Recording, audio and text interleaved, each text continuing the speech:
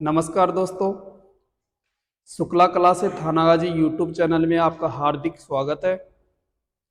अपनी जो क्लास चर्चा में चल रही थी वो वर्ण चल रही थी। पहली जो क्लास है उसमें अपन ने जाना था कि स्वर के अंदर कितने स्वर होते हैं और उनकी कितनी मात्राएं होती है। मात्राएं आपको पता है 10 होती है और स्वर कितने होते हैं 11 होते हैं। उनके 5 भाग तो अपन ने पढ़ लिए थे, मात्रा के आधार पर, जीवा के आधार पर, ओष्ठ के आधार पर, मुंह खुलने के आधार पर और नासिका के आधार पर। अब उसका लास्ट अपने बच रहा था वो क्या है, लास्ट जो अपना बच रहा है वो क्या है, स्वर तंत्र के आधार पर। तो क्या चल रहा था अपना वर्ण, ठीक है। अब अपना जो लास्ट बच रहा था स्वर में, तो वो कौन सा था, स्वर तंत्र के आधार पर। स्वर तंत्र के आधार पर क्वेश्चन ऐसे पूछा जाए, स्वर तंत्र के आधार पर स्वर होते हैं जिनका विभाजन किया गया है वो कितने हैं, 4। कितने हैं, 4। पहला देखो आप, सबसे पहले आप बोलोगे कंठ से, कंठ से बोलोगे ना। उसके बाद जस्ट ऊपर है तालव्य, जो अपना तालव्य है मसूड़ के जस्ट पीछे, उसको क्या बोला जाता है, तालव्य बोला जाता है।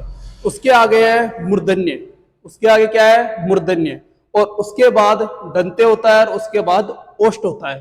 परंतु दंते के अंदर किसी प्रकार का स्वर विराजमान नहीं होता। तो पहला कौन सा है, पहला है कंठ, दूसरा कौन सा है, तालव्य, तीसरा कौन सा है, मूर्धन्य, चौथा कौन सा है, दंत्य, और पांचवा कौन सा है, ओष्ठ। ठीक है, ये है। परंतु आपको देखा जाए ये अपने मुख्यतः मैंने कितने लिखा है, 4, क्योंकि दंते के अंदर किसी प्रकार का स्वर विराजमान नहीं होता है। अब आपको पता है स्वर अपने कितने हैं, 11 है। तो 11 देखो, सबसे पहले 11 में लिखता हूं, ये तो कितने हैं, 4, ये 1, ये 2, ये 3 और ये 4। स्वर कितने हैं, 11। कौन कौन से है, ए, आ, छोटी, बड़ी, छोटाऊ, बड़ाऊ, री, ए, आई, ओ और औ। देखो सबसे पहले कंठे मैंने बोला है, कंठ से कौन से बोले जाएंगे, ए और आ। सबसे पहले कंठ आया तो सबसे पहले किसको लेंगे, ए और आ को। तो इसके अंतर्गत क्या आएगा, ए और आ। तालव के अंदर क्या आएगा, ई, छोटी ई और बड़ी ई। उसके बाद देखो मूर्धन्य, आपको पता है ऊ की आकृति आपको दिख रही है, होठों के ऊपर आ रही है, देख लो बोल के, ऊ, या किसी दर्पण के सामने जाके देखो कि ऊ किसके अंतर्गत आता है, तो ओष्ठ के अंतर्गत आता है, ऊ। अब देखो मूर्धन्य के अंतर्गत क्या आएगा, मूर्धन्य के अंतर्गत आएगा री। समझ गए ना। अब क्या बच गए, ए, आई, ओ, औ। अब देखो ए और आई किसके अंतर्गत आएगा, तालव्य के अंतर्गत आएगा। किसके अंतर्गत है, तालव्य के अंतर्गत। और ओ और औ किसके अंतर्गत आएगा, ओष्ठ के अंतर्गत आएगा। ओ और औ, ओ बोल के देखो, ओ, औ, होठ हो रहे ना। तो होठ जैसे भी आपके गोल आकृति में, आपको मैंने बताया 2 प्रकार के होते हैं ओष्ठ, एक तो वर्ताकार और एक अवर्ताकार। तो ये वर्ताकार हो रहे या नहीं हो रहे, हो रहे हैं ना। तो ये जो अपना लास्ट था स्वर तंत्र का, कि स्वर होते हैं जो स्वर तंत्र के आधार पे मुख्यतः 4 होते हैं, कंठ, तालव्य, मूर्धन्य और ओष्ठ। और पूछा जाए दंते किसी प्रकार का स्वर नहीं होता है। समझ गए ना। तो आज अपनी जो ये क्लास है कंप्लीट किसकी हो गई, स्वर की आज कंप्लीट हुई। अब सेकंड पढ़ेंगे अपन व्यंजन, ठीक है। कंठे की आप उतार लेना, कॉपी पेन ले लेना और तुरंत उतारते जाना। तो आज अपनी स्वर की क्लास कंप्लीट हुई। अब अपन पढ़ेंगे व्यंजन, क्योंकि वर्ण का दो प्रकार के वर्ण वैसे, तो वर्ण का जो पहला प्रकार है वो कौन सा था, स्वर, और अब सेकंड प्रकार कौन सा है, व्यंजन। कौन सा है, व्यंजन। अब देखो, आपको कई बार युग्म शब्द पूछ लिया जाता है। क्या पूछ लिया जाता है, युग्म शब्द। अब युग्म शब्द, इसके ऊपर तो क्या है, बिंदी लगी हुई है, और एक क्या होता है, व्यंजन होता है। इसके ऊपर किसी प्रकार की बिंदी नहीं है। इसका जो मतलब होता है वो तो क्या होता है, पकवान। क्या होता है, पकवान, या इसे क्या बोला जाता है, वर्णमाला बोला जाता है। क्या बोला जाता है, वर्णमाला। अब ये इसके ऊपर बिंदी नहीं है, ये क्या हो गया, व्यंजन हो गया ना। तो इसका मतलब क्या होता है, पंखा। क्या होता है, पंखा। ये जो मैंने खा लिखा है, इसका मतलब ये किसके अंदर जाना चाहिए, रे के अंदर जाना चाहिए, क्योंकि रे क्या है, अलग नहीं है। तो ये क्या है, पंखा, क्योंकि ये पूछा जा चुका है कि व्यंजन और व्यंजन का अर्थ क्या होता है। समझ गए ना। अब देखो, व्यंजन पूछा जाए आपको, जो ये व्यंजन है, व्यंजन का मतलब क्या है, व्यंजन का मतलब क्या है, वर्णमाला। अब व्यंजन कहते किसे है, स्वर। स्वर जो तंत्र होता है उसके द्वारा, जैसे एन आर आ आम, ये कंप्लीट क्या है, स्वर है। स्वर इनके अंदर विराजमान होंगे तभी वो क्या कहलाएंगे, तभी वो व्यंजन कहलाएंगे। अब देखो आप, सबसे पहले व्यंजन। व्यंजन का अर्थ है, जैसे आपको पूछा जाए व्यंजन का संधि विच्छेद क्या होगा, और ये जो व्यंजन है जो कौन सी संधि का उदाहरण है। तो मैं बताऊं आपको, व्यंजन का मतलब क्या होता है, वी प्लस अंजन। क्या होता है, वी प्लस अंजन, वी प्लस अंजन। अब आपको पूछा जाए कौन सी संधि है, तो इसके अंतर्गत यण संधि है। क्या है, यण संधि है। कौन संधि है, यण संधि है। ठीक है। अब आगे आपको पूछा जाए, जो कुल व्यंजन होते हैं, जो मूल व्यंजन होते हैं, वो कुल कितने होते हैं। तो मूल व्यंजन होते हैं वो कितने होते हैं, मूल व्यंजन व्यंजन 33 होते हैं, 33। समझ गए ना। मूल व्यंजन पूछा जाए कि भाई मूल व्यंजन कुल कितने होते हैं, तो मूल व्यंजन होते हैं वो कितने होते हैं, 33। अब आपको मूल व्यंजन कौन कौन से है देख लो। सबसे पहले क, ख, ग, घ, यह क्यों बोल रहा हूं मैं, आपको पता होगा गंगा। अभी आपने सुना है नाम गंगा, तो इसके अंदर जो बिंदी है उसका मतलब क्या है, ये बैठा है। क्या बैठा है, ये बैठा है। अब बोलो गंगा, गंगा, गंगा, गंगा।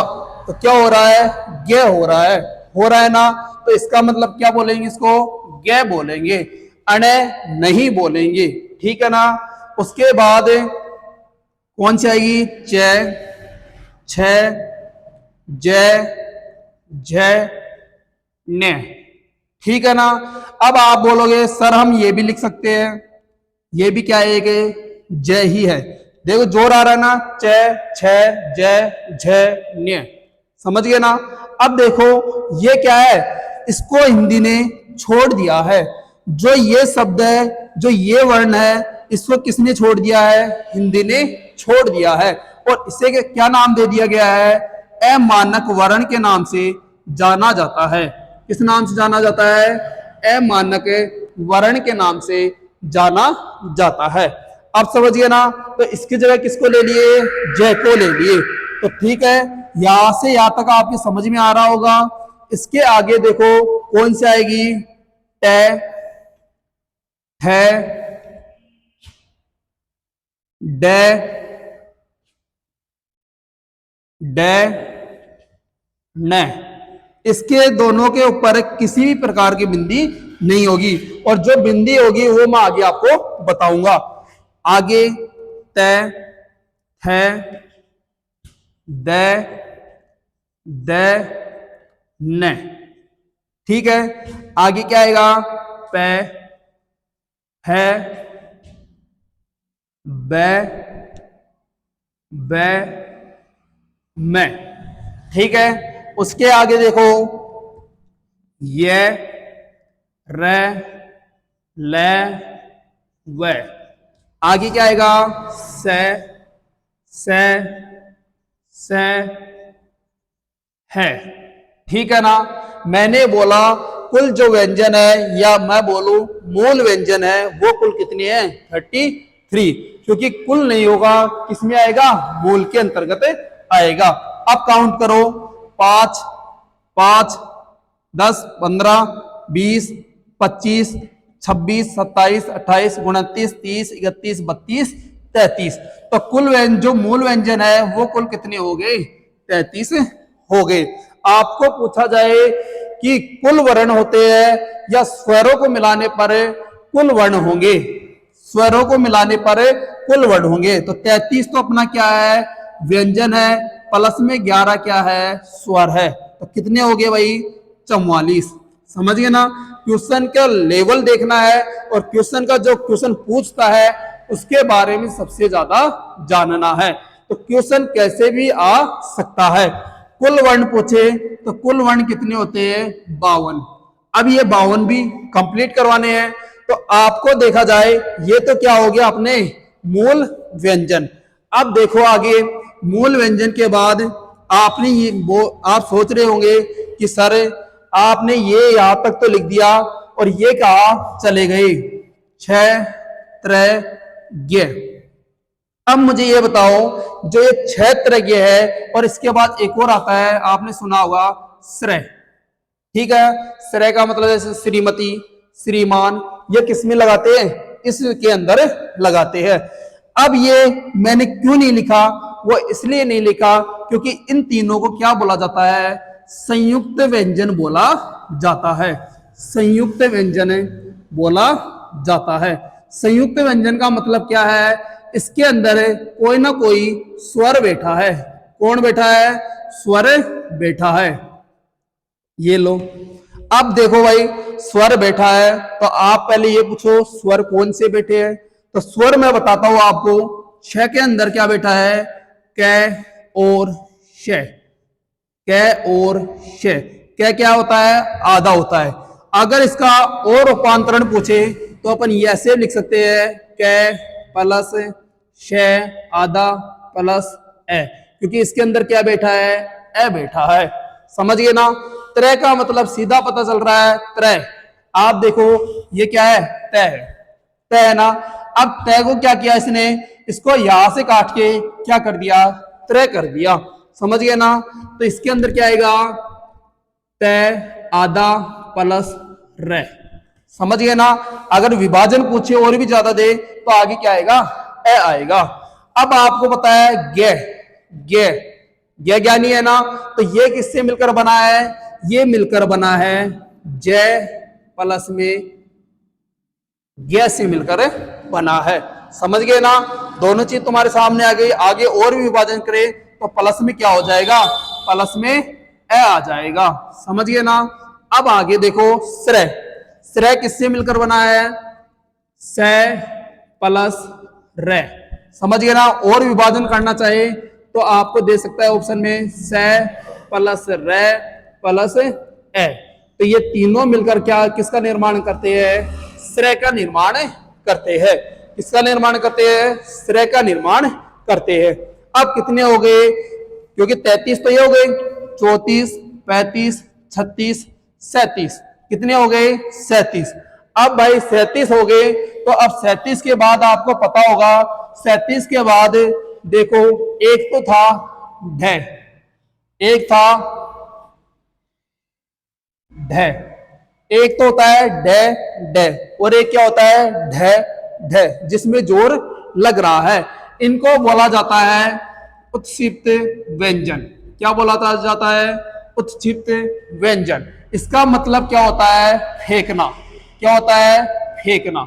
अब देखो ढ, अपनी जीभ की तरफ देखो, ढ ढ, एक बोले अपने ढ ढ, ठीक है। सेकंड बोले अपन ढ, ढ हो रहा है चेंज। तो ये दो कितने हो गए, क्योंकि 33 तो ये हो गए और 1 2 3 4 4 हो गए, ठीक है। तो 33 प्लस 4 प्लस 11, 33 और 4 कितने हो गए, 33 और 4 37, 37 और 11 कितने हो गए 48, ठीक है ना, 48 हो गए। अब आगे देखो 48 हो गए, एक अपना क्या बच रहा है, आपको पता होगा जो अपना जो व्यंजन होते हैं वो क्या होते हैं, एक तो होता है अम और ए, ये क्या है अयोग वाहक, अयोग वाहक, अभी सुना है आपने नाम अयोग वाहक, समझ गए ना। अयोग वाहक क्या होते हैं, 33 तो ये हो गए, 34 35 36 37, 37 और 11 48, ठीक है, 48 और 2 50,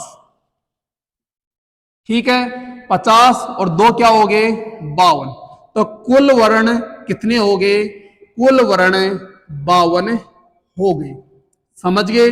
पूछा जाए कौन सी लिपि से लिए गए हैं, देवनारायण लिपि से लिए गए हैं। देवनारायण का मतलब क्या है, देवनागरी लिपि, देवनागरी लिपि से, समझ गए ना। याद रखना है आपको, अभी आपके याद नहीं होगा क्योंकि क्लास को आप कंटिन्यू देखो और बाद में भी अपन बार बार देखेंगे तभी अपने याद होगा।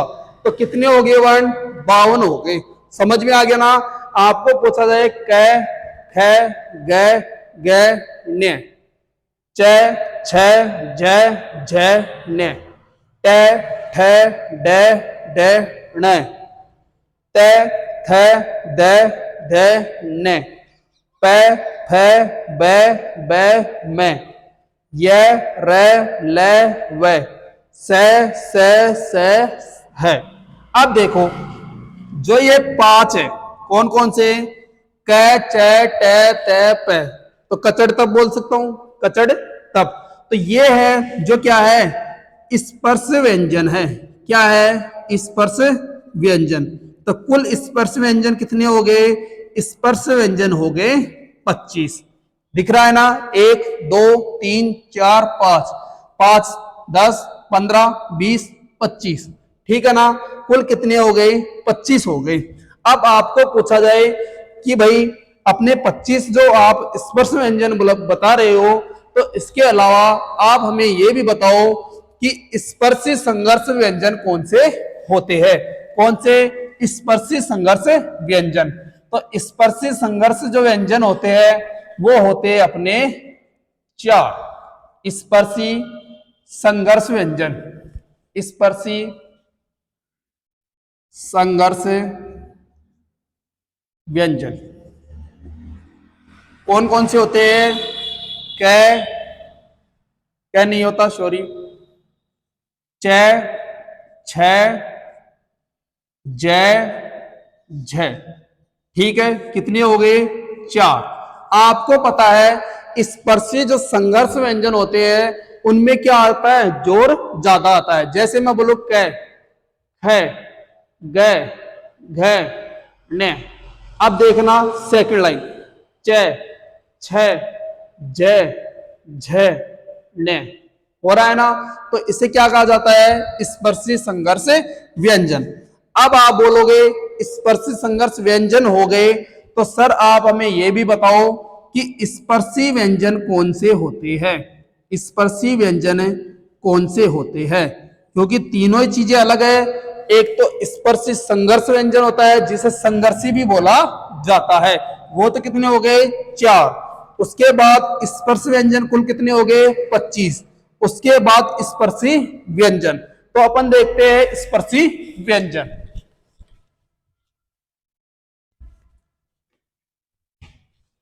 देखो भाई स्पर्शी व्यंजन, स्पर्शी व्यंजन, स्पर्शी व्यंजन कितने होते हैं 16 होते हैं। अब बोलोगे सर आपने तो 25 बताया, ये क्या है स्पर्श व्यंजन है और ये क्या है स्पर्शी व्यंजन। तो कौन कौन से आएंगे इसके अंतर्गत?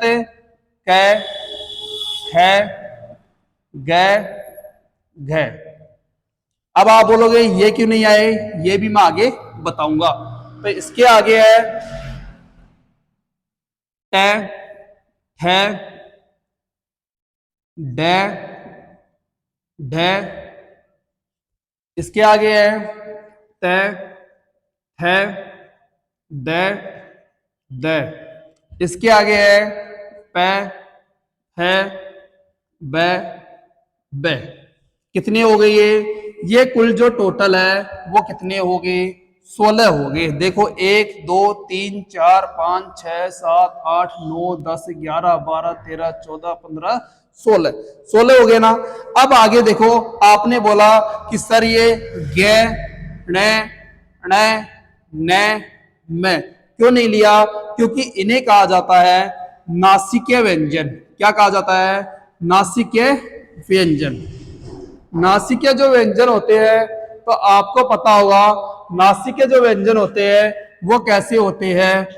डे, जिसे गे बोला जाता है।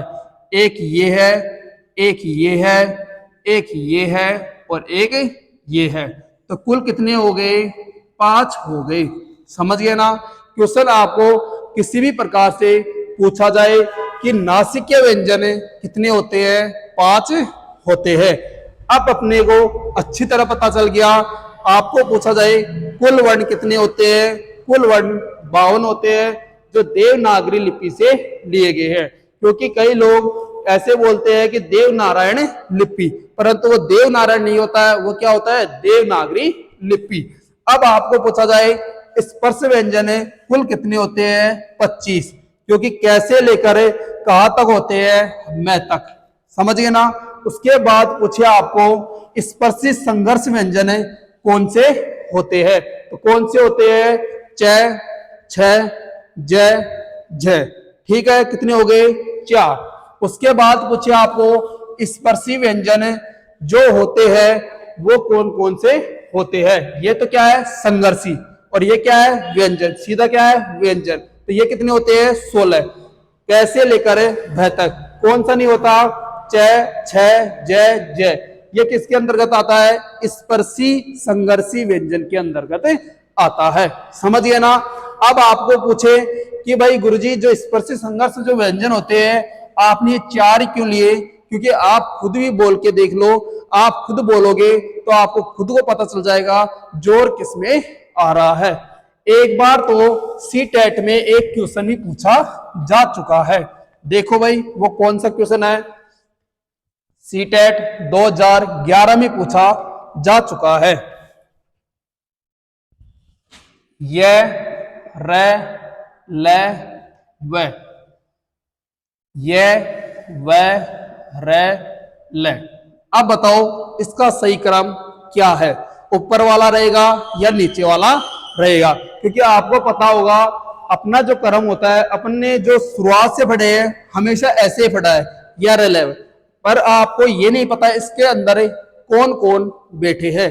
अब देखो यह के अंदर क्या बैठा है? ई। ठीक है, ये ई बैठा है। वह के अंदर आपको पता हो तो क्या बैठा है? ऊ बैठा है। क्या बैठा है? ऊ। बोल के देख लो, वह। गोल आकृति हो रही है, वह। तो क्या बैठा है इसके अंदर? ऊ।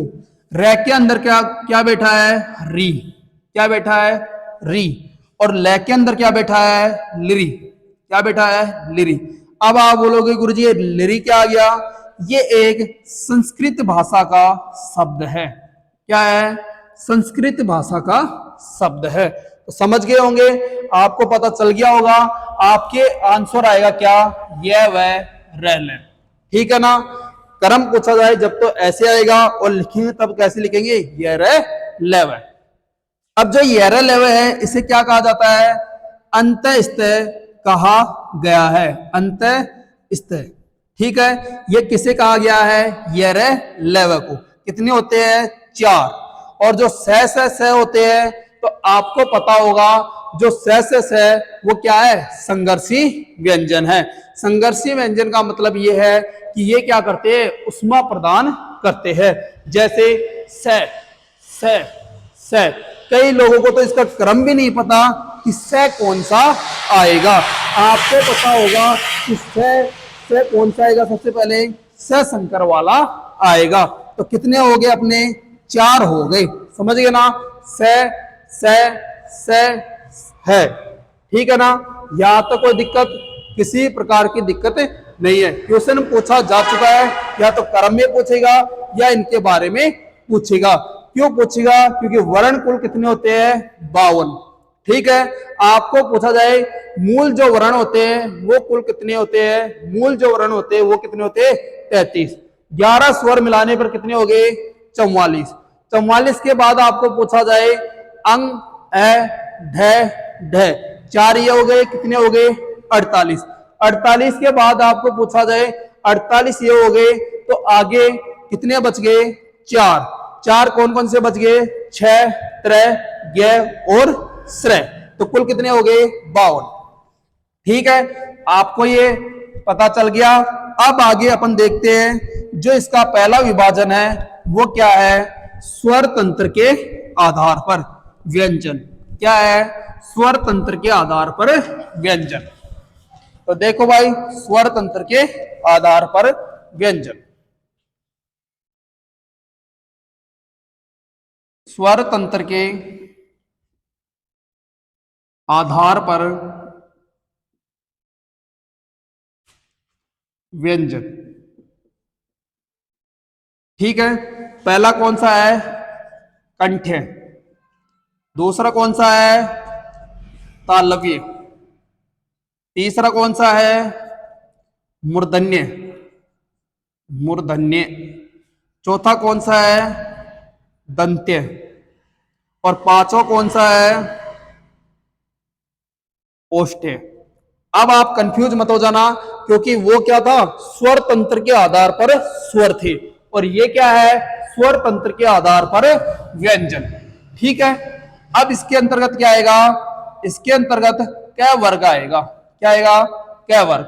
इसके अंतर्गत च वर्ग, ठीक है। इसके अंतर्गत ट वर्ग, इसके अंतर्गत त वर्ग, इसके अंतर्गत प वर्ग, ठीक है। कितने हो गए, 5 हो गए। अब लिख दो आप, क, ख, ग, घ, य, च, छ, ज, झ, य, ट, ठ, ड, ड, ण, त, थ, द, ध, न, प, फ, ब, ब, म। समझ गए ना। अब आपको पूछा जाए कंठे कौन सा वर्ग है, क वर्ग है। क, ख, ग, ञ। अगला कौन सा है, च, छ, ज, झ, ञ। अगला कौन सा है, ट, ठ, ड, ढ, ण। अगला कौन सा है, दंत्य। त, थ, द, ध, न। देखो दंत्य में त, थ, द, द, न। अब देखो जीभ के पास में आपको, आपकी जो जीभ है वो जारी होगी, टकरा रही होगी दांतों के बीच में। त, थ, द, द, न। हो रहा है ना, ठीक है। आगे कौन सा है, ओष्ठ। प बोल के देखो, प, ह, ब, ब, म। होठों को पकड़ के बोलोगे तो बोला जाएगा क्या, नहीं बोला जाएगा। ये अपने कौन कितने वर्ग हो गए, 5। अब अपने कौन से बच गए, य, र, ल, व। अगला कौन सा है, स, है। तो सबसे पहले आप क्या करोगे, आपको पता चल गया कि सबसे पहले अपन क्या करेंगे, सबसे पहले य, र, ल, व को सेट करेंगे। क्या करेंगे, य, र, ल, व को सेट करेंगे। तो सबसे पहले आप देखो है, है। है कहां से बोला जा रहा है? कंठे से बोला जा रहा है। तो किसके अंतर्गत आएगा? ये कंठे के अंतर्गत आएगा। उसके बाद देखो जोर किस में लगता है? स से में लगता है। तो सबसे पहले क्या आएगा? ये रे लेव। तो ये रे ले व। इसके बाद लास्ट में क्या बच गया? लास्ट में बच गया विसर्ग। विसर्ग का मतलब क्या होता है? जैसे अपन बोलते हैं अतः, तो अतः का मतलब क्या है? गले से आवाज आ रही है ना, कंठ से आ रही है ना, तो अतः किस में आएगा? विसर्ग कंठे के अंतर्गत आएगा। उसके बाद श श श। ठीक है ना। अब देखो इसमें से क्वेश्चन किस प्रकार से उठते हैं। अब ये जो आपके सामने है ये क्या है? स्वर तंत्र के आधार पर। स्वर तंत्र के आधार पर पूछा जाए तो कुल कितने हो गए? 33 हो गए। कुल कितने हो गए? 33। ठीक है ना। क्योंकि विसर्ग किसके अंतर्गत नहीं आता है? वो एक अयोग वाक होता है, इसलिए व्यंजन के अंतर्गत नहीं आता है। तो देख लो 5 और 1 6, 6 दूनी 12, 36 18, 6 चौके 24, 6 पंजो 30 और 3 कितने हो गए? 33 हो गए। समझ गए ना। अब अपने ये बात समझ में आ गई तो आप सारी बातें समझ जाओगे। आगे देखो इसको मैं आप साफ कर देता हूं। उसके बाद देखते हैं अपन सेकंड। सेकंड जो विभाजन है वो है अपना ग्रहित या आगत व्यंजन। आपने कई बार सुना होगा डॉक्टर। डॉक्टर शब्द कभी सुना है? सुना है सर। ऑक्सीजन कभी सुना है? सुना है। पेट्रोल कभी सुना है? हाँ भाई सुना है। अब एक चीज बताओ, डॉक्टर अपन कैसे लिखते हैं? ऐसे लिखते हैं, लिखते हैं ना। पर लिखना कैसे चाहिए अपने को? हिंदी में डॉक्टर लिखना चाहिए ना। परंतु क्या है? ये गलत है। क्यों है गलत है? क्योंकि ये जो डॉक्टर है ये किसका भाषा है या कौन सी भाषा है? यह है अंग्रेजी भाषा। कौन सी है? अंग्रेजी भाषा। ठीक है ना। अपना जो अगला विभाजन है वो क्या है? वो है ग्रहित, ग्रहित या ग्रहित या आगत व्यंजन। आगत व्यंजन। ठीक है। ग्रहित या आगत व्यंजन। अब देखो भाई ग्रहित या आगत व्यंजन ये ऐसे व्यंजन है जो अपने हिंदी के नहीं है। किसके नहीं है? हिंदी के नहीं है। तो गुरुजी ये कहां से लेके आए? ये हमने अरबी और फारसी से उठाए गए हैं। कहां से उठाए गए हैं? अरबी और फारसी। अब आप पूछो कि भाई जो अरबी और फारसी से आपने उठा लिए तो है ये कितने? तो ये कितने हैं? ये 5 है। कौन कौन से हैं? क, ख, ग, जय है। परंतु ये चीज ध्यान रखना इनके बीच नीचे क्या लगी हुई है? एक बिंदी लगी हुई है जिसे क्या कहा जाता है? नुक्ता कहा जाता है। आपको पता होगा ये अपना कोई भी शब्द है। ये ऊपर जो लगा हुआ है ये तो क्या है? अनुस्वार। क्या है? अनुस्वार। समझिए। अब आपको पता हो ये जो लगा है ये क्या कहलाता है? नुक्ता। क्या कहलाता है? नुक्ता। ठीक है। यहां पे जो लगा होता है उसे क्या बोला जाता है? ताड़न जात। क्या बोला जाता है? ताड़न जात। समझ गए ना। तो अपने क्या लगाया है? नुक्ता लगाया है। ठीक है। अब देखो भाई नुक्ता लगाया अपने तो सबसे पहले इनके सर एक दो शब्द बताओ। जैसे मैं आपको शब्द बताता हूं खुदा और एक खुदा। ठीक है। इसके तो क्या लगा हुआ है? नुक्ता लगा हुआ है। और इसके क्या नहीं लगा हुआ? इसके नुक्ता नहीं लगा हुआ। सेकंड देखो नुक्ता के बाद में गज। क्या है? गज। तो गज के मैंने लगा दिया नुक्ता। ठीक है। ये कौन सी है? ये भी एक क्या है? गज है। ठीक है। उसके बाद देखो आगे क्या आएगा? फलक। क्या है? फलक। एक तो अपन फलक बोले और एक फलक। तो ये क्या है? फलक। ठीक है। ये क्या है? फन। ठीक है, एक फन ये है और एक फन ये है। ठीक है, उसके बाद क्या आएगा, एक और देख लो, राज, राज, और अगला क्या है, राज। ये तो अपनी क्या है, हिंदी है, और ये क्या है, अरबी फारसी शब्द है। अब आपने सुना होगा अरबी फारसी जो शब्द है वो कौन यूज करता है, आपने कभी भी देखा होगा, कई बार बोलते हैं कि खुदा, क्या है, खुदा, अल्लाह, अल्लाह क्या है, एक खुदा है। तो खुदा का मतलब क्या होता है, एक तो खुदा होता है जिसका मतलब होता है भगवान, क्या होता है, भगवान। ठीक है, एक जो खुदा होता है वो उसका मतलब क्या होता है, खोदना। ठीक है ना। अब देखो गज, गज, एक गज तो होती है जो क्या होता है, हाथी, और एक गज होती है, 2 गज, 3 गज, 5 गज, वो क्या होती है, नाव, होती है ना, सुना है कभी नाम। आगे क्या है, फलक। तो आप कई बार सोचते हो गुरुजी ये फलक और इस फलक में क्या अंतर है, तो कई बार आप गाने भी सुनते हो कि फलक तक चल साथ मेरे, तो कहां लेके जा रहा है वो, फलक पर लेके जा रहा है। फलक का मतलब आसमान, क्या है, आसमान, समझ गए ना। ये कौन सा फलक है, ये पासा वाले फलक है, कैसा है, पासा। उसके बाद है फन, हम आपको अपनी फनकार दिखाएंगे, क्या है, फनकार। तो ये क्या है, फनकार। और एक क्या होता है, सांप का फन, क्या होता है, सांप का फन। ठीक है ना। अब क्या है, ये राज, राज, एक तो है राज और एक क्या है, राज।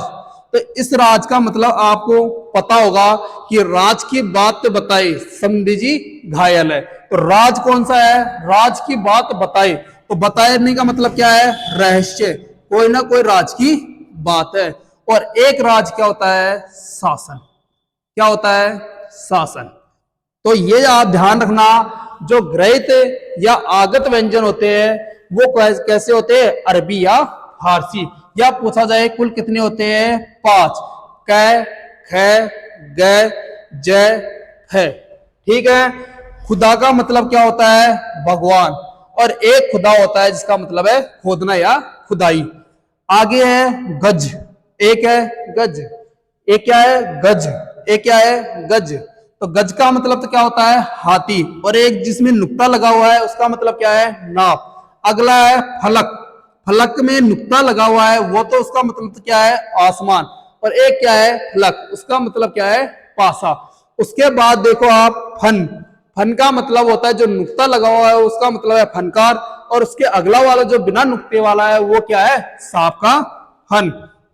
आगे क्या है, राज, राज का मतलब क्या होता है, एक तो राज होता है और एक राज, जोर लगा के बोलो राज। तो वो कौन सा होता है, रहस्य होता है, और एक जो सीधा राज होता है वो क्या है, शासन होता है। अब अपने सिर्फ 2 और इसके विभाजन बच गए, और वो 2 विभाजन कौन कौन से हैं वो भी आपको बता देता हूं। पहला जो विभाजन है वो किसके आधार पर है, तो पहला जो विभाजन है वो घोष के आधार पर है। किसके आधार पर, घोष के आधार पर। तो घोष का मतलब क्या होता है, घोष का मतलब होता है गूंज, क्या होता है, गूंज। अब देखो गूंज, तो पहला जो घोष है उसको क्या बोलूंगा, अघोष, अघोष। दूसरा क्या बोलूंगा, अघोष के बाद क्या आएगा, सघोष। ठीक है, ऐसे ही ये तो क्या है, घोष के आधार पर, और एक क्या है, वायु के आधार पर। किसके आधार पर, वायु के आधार पर। अगर अपन को वर्ण आते हैं तो अपने को जोर नहीं आएगा। तो देखो जो वायु के आधार पर है, पहला है अल्प प्राण, अल्प प्राण। दूसरा क्या है, महाप्राण, महाप्राण। अब देखो आपको इधर आपको कंप्लीट वर्ड लिखने हैं, क्या है, च, ट, त, प। ये कौन सा वर्ग हो गया, एक वर्ग। उसके बाद देखो ख, घ, घ ने, छ छ ज ये, ट ठ ड ढ न, त थ द ध न, प फ ब ब मैं। ठीक है ना, यह आपके सामने हो गए और मैंने पहले लिखवा दिया था यहाँ पे है, यह थोड़ी दूर लिख देता हूं पास में, है, यह, र, ल, व, आगे क्या है, विसर्ग, स। ठीक है, ये अपने क्या हो गए, मूल वर्ण हो गई। अब देखो अघोष का मतलब क्या है, अघोष का मतलब क्या है, जो घोष बिना शब्द बोले जाए। जैसे मान लो पहले के अंतर्गत क्या आएगा, क, च, ट, त, प, आ गया, ये पहला आ गया। अब इसका मतलब ए पहले आ रहा है तो पहला अक्षर पहला कंप्लीट हो गया। दूसरा देखो, दूसरा किसके अंतर्गत आएगा, अघोष के अंतर्गत आएगा। ये कौन सा हो गया, दो, मतलब पहला और दूसरा किसके अंतर्गत है, अघोष के अंतर्गत। और सघोष के अंतर्गत क्या है, 3 4 5। अब इधर देख लो, अल्प प्राण जिसमें प्राण वायु कम लगे, तो इसका मतलब 1 3 5। अगला क्या है, 2 4। अब देखो दूसरा कौन सा आएगा, ख, छ, ड, थ, है। कितने हो गए भाई, ये 10 हो गए। ठीक है, वैसे ये कितने हो जाएंगे, वैसे ये तीनों मिलके कितने हो जाएंगे, 15। जैसे तीसरा कौन सा है, ग, ज, ड, द, ब। अगला कौन सा है, घ, झ, ढ, द, ब। ठीक है ना, आगे देखो इसके अंतर्गत क्या है, 3 है। अब आप बोलोगे गुरुजी अपने ये बच गए, क्या बच गए, ये बच गए। तो ये र, ल, व, स, इनको कहां पर बैठाओगे, तो आप एक चीज देखो, अपन कहां पे बैठाएंगे, आपको खुद को आवाज में पता चल रहा होगा, स। एक तो स बोलो और एक ये र, ल, व बोलो, तो बोलने में अंतर आ रहा है ना, ये र, ल, व, ये र, ल, व, बोलने में अंतर आ रहा है ना। ये र, ल, व तुरंत बोला जा रहा है तो उसमें जोर नहीं आ रहा है, तो कम वायु प्राण, कम वायु यूज की जा रही है, तो कौन सी है, ये र, ल, व। ठीक है, महाप्राण जिसमें ज्यादा वायु यूज की जा रही है, स। ठीक है, कितने हो गए, ये 3 हो गए, और इधर कितने हो गए, 4 हो गए। तो 5 15, 15 और 4 कितने हो गए, 19। अल्प प्राण पूछा जाए तो कुल कितने हैं, अल्प प्राण 19 है। ठीक है ना, अब आपको पूछा जाए कि अघोष के अंतर्गत क्या आएगा, तो आप मैथ में पढ़ते हो कि यह रह लव, तो ये कहा जाएगा। मैथ में आप कई बार क्या करते हो, क्रॉस करते हो ना, तो यह रह लव कहा चला जाएगा, यहाँ पे चला जाएगा, और से कहा चला जाएगा, अघोष के पास चला जाएगा। तो यहाँ पे क्या आएगा, से। ठीक है, और यहाँ पे क्या आ जाएगा, यह र, ल, व। ठीक है ना, कंप्लीट हो गया।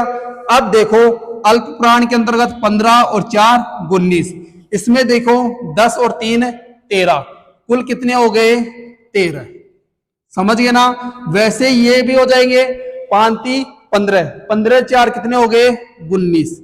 ठीक है, ये कितने हो गए, 5 दूनी 10, क्योंकि 5 ये है और 5 ये है, कितने हो गए, 10, 10 और 3 13। परंतु एक चीज ध्यान रखना, अपन ने क्या यूज नहीं किया, है यूज नहीं किया। तो है किसके अंतर्गत आएगा, सघोष के अंतर्गत भी है आएगा, और महाप्राण के अंतर्गत भी है आएगा। तो कुल कितने हो गए, 14 तो महाप्राण हो गए, और 20 क्या हो गए, सैगोस हो गए। ठीक है ना। तो ये अपनी जो क्लास है ये कंप्लीट वर्ण के बारे में बताया गया है, क्योंकि वर्ण आपको आएंगे तभी आप क्या कर पाओगे, संधि कर पाओगे। क्योंकि अगर वर्ण ही तुम्हें नहीं आया तो तुम एक ही जगह क्या लगा दोगे, आई लगा दोगे, क्योंकि कई बार मात्राएं क्या करते हैं तुम बाहर निकाल लेते हो। तो आज की जो ये क्लास है ये कंप्लीट वर्ण के बारे में है, और इससे बाहर कोई भी ऐसा क्वेश्चन नहीं है जो बाहर जाए, क्योंकि आपको पूछा जाए। सबसे पहले मैंने बताया वर्ण के बारे में, आपको मैंने पूछा कि कमेंट में वर्ण की डेफिनेशन देना है या वर्ण के बारे में बताना है। तो भाषा की सबसे छोटी जो इकाई होती है वो क्या कहलाती है, वर्ण कहलाती है, परंतु वो क्या होनी चाहिए, लिखित होनी चाहिए। सेकंड बात, भाषा की सबसे छोटी इकाई जो क्या है, मौखिक है। जैसे मैं बोल रहा हूं वो क्या है, मौखिक है। तो जो ये मौखिक है वो क्या कहलाती है, ध्वनि कहलाती है। तीसरी चीज क्या है, भाषा की सबसे छोटी जो इकाई जो क्या है, सार्थक। क्या है, सार्थक। सार्थक, सार्थक का मतलब क्या है, जैसे मैं बोलूं कमल या कमला को मैं आवाज लगाऊं कि कमला, मैंने बोला है ना, ये क्या है, एक सार्थक है। सार्थक का मतलब क्या है, ये क्या है, शब्द है। क्या है, शब्द। आपको पता है शब्द का संधि विच्छेद क्या होगा, सप प्लस द। क्या होगा, सब प्लस द। हो गया ना। आगे देखो, एक तो मैंने सार्थक बोला और एक क्या बोला, पूर्णतः सार्थक। पूर्णतः सार्थक। अभी तो मैंने बोला कि कमला को मैंने क्या लगाई, आवाज। किसको लगाई, कमला को। और अब मैं बोलूं कमला पानी लाओ, कमला पानी लाओ, तो मैंने पूर्णतः बोल दिया ना कि कमला को क्या करना है, पानी लाना है। तो वो क्या कहलाता है, वाक्य कहलाता है। क्या कहलाता है, वाक्य कहलाता है। क्योंकि ये जो चारों चीजें हैं वो अभी तक कई एग्जामों में जैसे बीएसटीसी, पीटीईटी, इनमें पूछी जा चुकी है। तो आज की जो अपनी क्लास है जो वर्ण है, और कंप्लीट अपनी ये क्लास वर्ण है, इसलिए अपन अगली क्लास होगी वो संधि होगी, और जो अगली क्लास है वो आपको जल्द ही उपलब्ध हो जाएगी। तो आज के लिए इतना ही। जय हिंद।